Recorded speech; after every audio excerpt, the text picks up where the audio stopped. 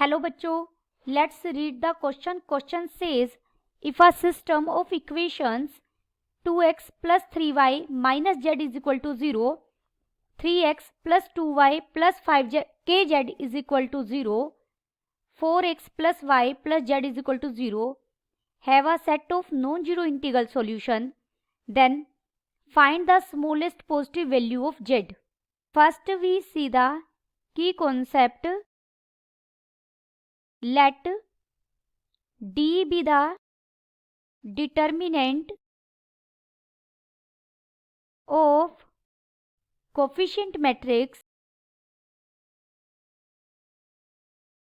A of system of equation Ax is equal to b, and let Dj be the determinant of obtained after replacing jth column by b. Then यहाँ हम solutions को लेकर cases बनाएंगे. Case first, if d is non zero, system has unique solution. Case second, if d is equal to 0 and d1 is equal to d2 is equal to d3 is equal to up to so on, all are 0, implies system has infinite many solution.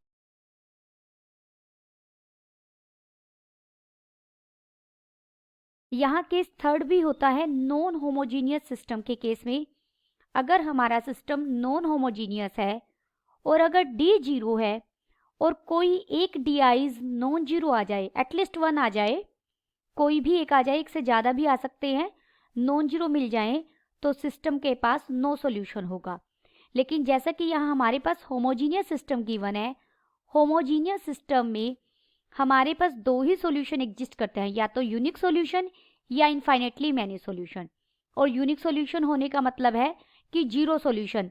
यानी homogeneous system के case में जब भी unique solution है तो यानी सभी variables की वैल्यू हमें जीरो मिल रही है और वो उसे सेटिस्फाई करेगी. जैसे यहाँ आप x को भी जीरो रखिए, y को भी जीरो रखिए, z को भी जीरो रखिए, तो तीनों इक्वेशन सेटिस्फाई हो जाएंगी. तो यानी जीरो जीरो जीरो इसका एक सॉल्यूशन हो गया. लेकिन हमें यहाँ कौन से सॉल्यूशन की बात की गई है? नॉन जीरो सॉल्यूशन की. नॉन जीरो सॉल्यूशन एग्जिस्ट करेगा तो हम किसकी बात कर रहे हैं इस केस में? इनफाइनेटली मैनी वाले case. Given system of equation हमें क्या दी गई है? 2x plus 3y minus z is equal to 0, 3x plus 2y plus kz is equal to 0. Third है 4x plus y plus z is equal to 0. यहाँ d क्या हो जाएगा? Here d is the determinant of coefficient matrix 2, 3, minus 1, 3, 2, k, 4, 1, 1. इसे हम रो 1 के about expand करेंगे तो हमें मिलेगा 2 इंटू 2 माइनस के minus 3 into 3 minus 4k minus 1 into 3 minus 8. This is equal to, आप इसे सोल्व करेंगे तो हमें 10k मिल जाएगा.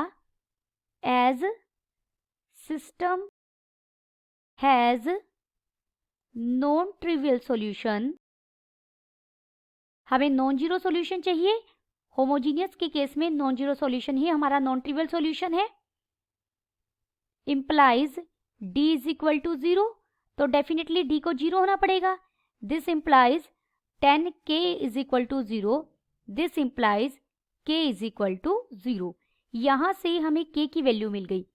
k की वैल्यू मिलते ही सिस्टम क्या रिड्यूस हो गया, देयरफॉर गिवन सिस्टम बिकम्स, पहली इक्वेशन हमारी 2x plus 3y minus z is equal to 0 है। सेकेंड इक्वेशन है 3x plus 2y is equal to 0 हो जाएगा क्योंकि k को हमने यहाँ 0 पुट कर दिया। एंड थर्ड इक्वेशन है 4x plus y plus z is equal to 0। इसे आप इक्वेशन फर्स्ट कहिए, दिस इज सेकेंड इक्वेशन, और ये हमारी थर्ड इक्वेशन है। एडिंग फर्स्ट एंड थर्ड, अगर फर्स्ट और थर्ड को हम यहाँ ऐड करें तो जेड से जेड कट जाएगा, हमें मिलेगा 6x plus 4y is equal to 0। This implies x is equal to minus 4y by 6 और माइनस 2/3 और इंटू में y आ जाएगा। x की ये वैल्यू आप इक्वेशन फर्स्ट या सेकंड कहीं थर्ड में पुट कीजिए, इक्वेशन फर्स्ट या थर्ड में से किसी एक में पुट कीजिएगा। Putting value of x in equation third, equation third हमारी क्या थी, z इक्वल हो जाएगा माइनस 4x माइनस वाई के। देखिए 4x और y को मैं राइट में ले गई तो दोनों नेगेटिव हो गए। माइनस 4x की हमने वैल्यू रखी माइनस 2/3 y माइनस वाई, ये हो जाएगा 8/3 y minus y. z is equal to, z हमें कितना मिल गया 5y/3। देयरफॉर एक बार लिखते हैं हमें x क्या मिला, x मिला है माइनस 2/3y, y को हम y ही रखते हैं, और z क्या मिला है 5/3y। अब यहाँ y पर सारा डिपेंड कर रहा है, आप यहाँ से y को x में लेकर x में भी डिपेंड करवा सकते हैं। अब हमें x y z क्या चाहिए, इंटीजर चाहिए।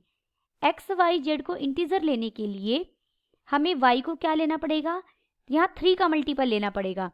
y को जैसे ही आप 3 का मल्टीपल लेंगे x और z क्या आ जाएंगे, एक इंटीजर आ जाएंगे।